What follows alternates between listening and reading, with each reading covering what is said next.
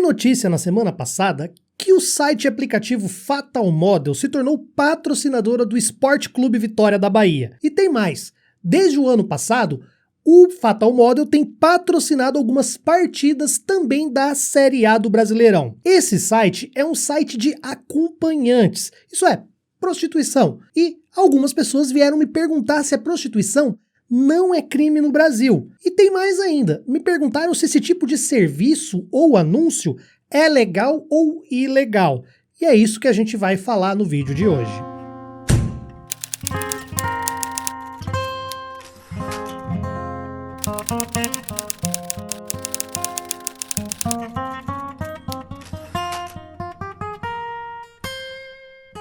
Fala pessoal, tudo bem com vocês? O tema de hoje é um daqueles temas que ainda gera muita dúvida e muito debate no Brasil, tanto por conta da questão moral, como também do aspecto legal ou eventualmente ilegal do tema que envolve a prostituição. Afinal de contas, existem ainda alguns crimes que envolvem esse tema lá no nosso Código Penal. Lá em 2009, nós tivemos um conjunto de alterações no Código Penal, especialmente dentro do capítulo destinado a proteger a dignidade sexual, que trouxe alterações significativas para a atividade da prostituição no Brasil. E quando eu falo de alterações significativas, eu estou me referindo à forma como o Código Penal trata a prostituição enquanto atividade. Isso porque os crimes que continuam existindo dizem respeito à exploração das pessoas que desenvolvem essa atividade. Eu acho que eu já falei algumas vezes aqui no canal sobre a questão do princípio da legalidade. Basicamente, nós podemos fazer tudo aquilo que a lei não nos proíba. Se existir uma lei proibindo, a gente não pode fazer.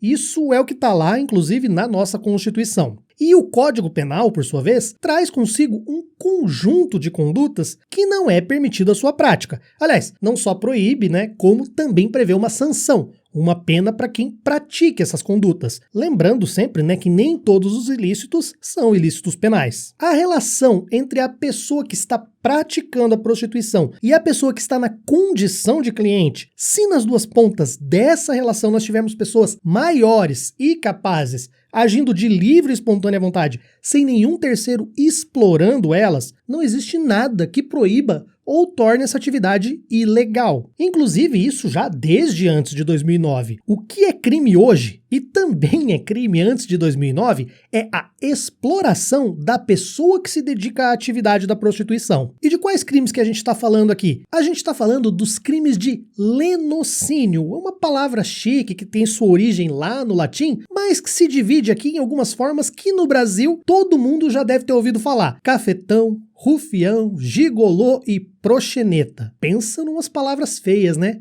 Olha, elas soam desagradáveis até. Essas figuras representam pessoas que exploram outras pessoas com a prostituição e por essa razão são atividades ilícitas e criminosas. É crime você induzir alguém a satisfazer a lascívia de outra pessoa com ou sem lucro no meio da jogada. É crime você induzir alguém a praticar a prostituição ou então dificultar ou impedir que uma pessoa que esteja praticando abandone essa atividade. E também é crime a pessoa tirar proveito da prostituição alheia, seja como parte nos lucros ou seja se sustentando parcial ou totalmente por essa atividade de um terceiro. Vocês estão percebendo que todos esses crimes envolvem um terceiro explorando o prostituto ou a prostituta? Que quem está cometendo o crime não é a pessoa que está se prostituindo, mas sim sempre é um terceiro? Isso significa que a atividade em si não é ilegal, mas sim explorar uma pessoa que se dedica a essa atividade é que é crime. Tá, mas lá no começo do vídeo eu disse que a pessoa se prostituir já não era crime e que explorar a pessoa que pratica essa atividade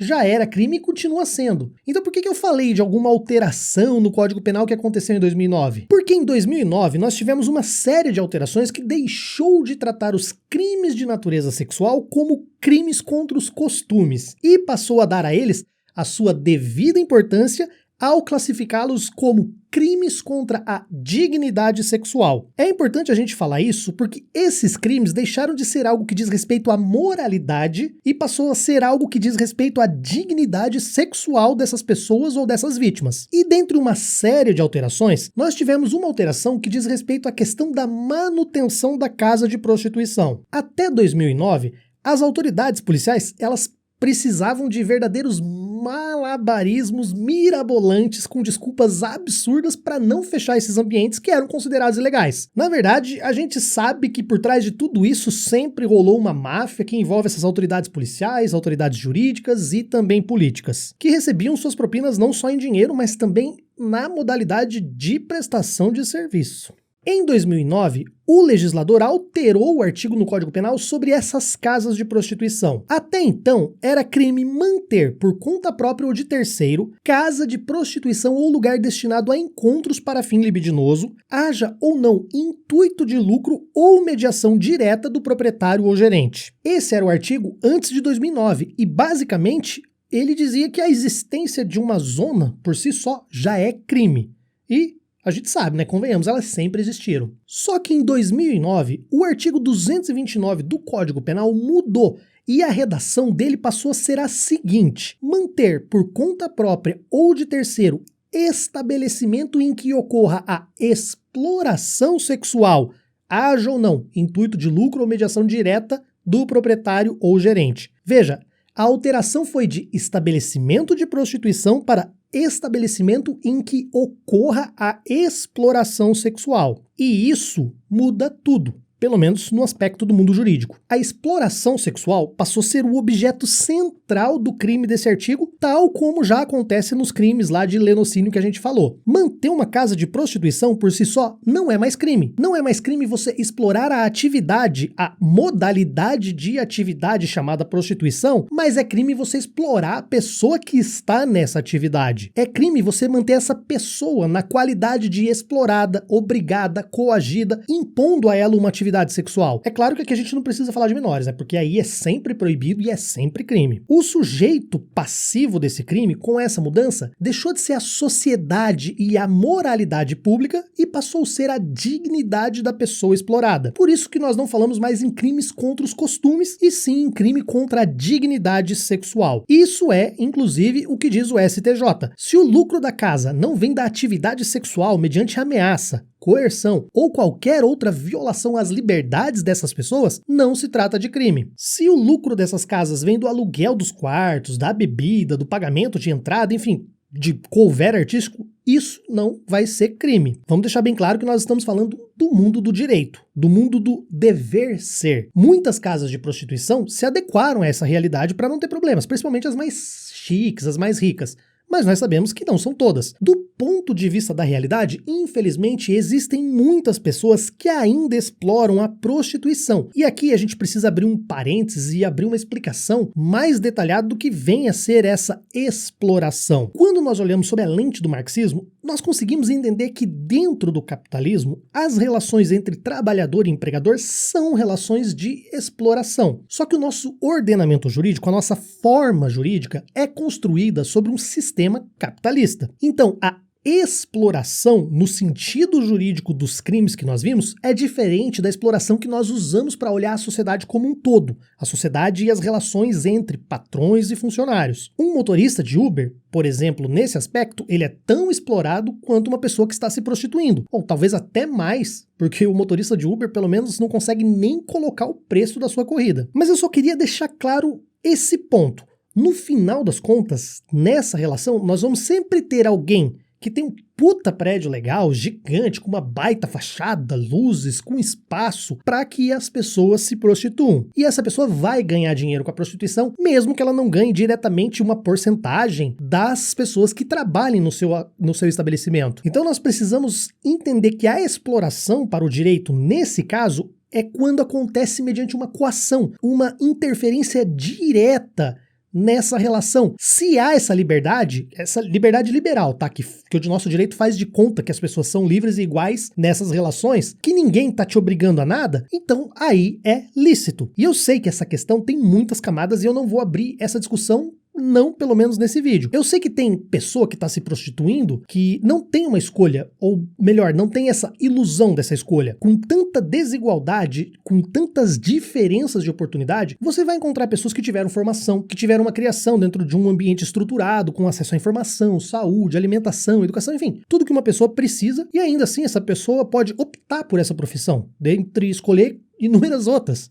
Ela escolheu aquilo. Aí nós podemos falar até em escolha, mas a gente não pode ignorar que, por outro lado, talvez a maioria absoluta são de pessoas que não tiveram oportunidade, ou tiveram a absoluta falta de oportunidade, e por ver ali as suas necessidades batendo na porta, gente que, por desespero e para não morrer de fome, entrou nessa vida. Então, eu sei, essa questão ela demandaria um outro vídeo só sobre isso. Aqui, hoje, nós estamos falando apenas do aspecto jurídico tal como ele o é hoje. Tá, mas e o site de acompanhante? E o Fatal Model? E onde que ele entra nessa história? Ele é um estabelecimento? O que ele faz é ilegal ou é legal? Não, não é ilegal e nem equivale a um estabelecimento. Eu não sei se vocês aqui são do tempo do jornal impresso, que tinha uma seção de classificados. Na verdade, não precisa ser só do jornal impresso, porque acho que classificados você encontra também virtual aí em vários outros ambientes da internet. O ponto é que, desde sempre, as pessoas anunciavam suas atividades, e algumas faziam até de forma direta, outras por meio de eufemismos, por assim dizer, em que anunciavam, por exemplo, serviços de massagem, massagem íntima e outras coisas desse gênero. Isso nunca foi ilegal. Isso sempre foi a venda de um espaço de anúncio. O jornal está vendendo um espaço de anúncio e ela não tem nada a ver com a atividade daquela pessoa, nem com o anúncio daquela pessoa, desde que não seja crime.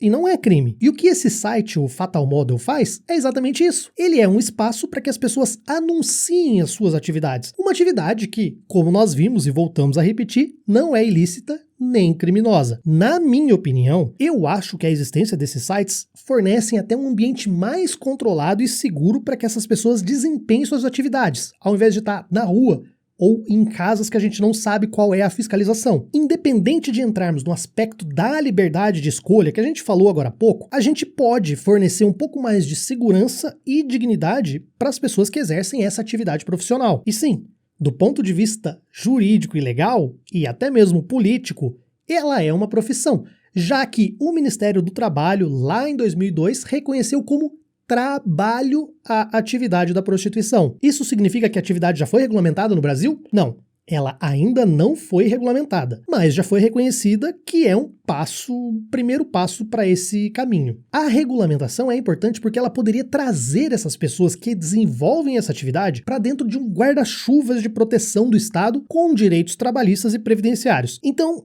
essa é uma questão que precisa sim ser discutida. Mas isso também é um tema para um outro vídeo. O lance é, você pode até achar imoral a prostituição, mas a sua moralidade ou até mesmo a sua religiosidade não pode proibir alguém de fazer algo que não seja legal. Até porque tem muito pastor por aí falando mal da prostituição na igreja e gastando dinheiro do dízimo na zona, né?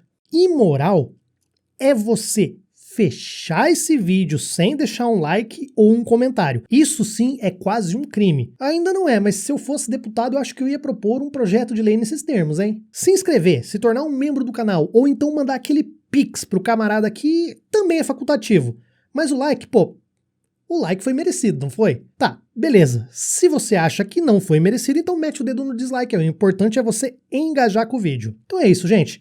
Vou ficando por aqui e a gente se vê no próximo vídeo, então. Um abraço a todos.